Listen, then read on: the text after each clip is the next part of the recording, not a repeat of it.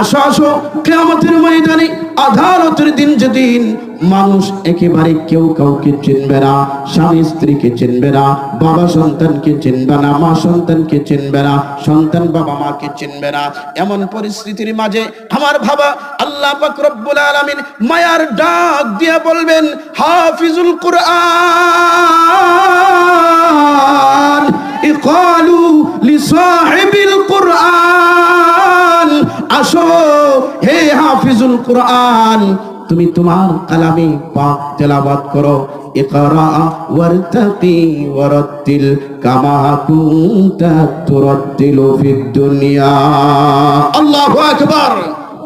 হাফিজুল কুরআনকে আল্লাহ পাক রব্বুল আলামিন বলবেন, ইকরা ওয়ারতাকি, তোমরা পড়ো আর উপরের দিকে উঠো। আল্লাহু আকবার। তোমরা তেলাওয়াত করো যেমনি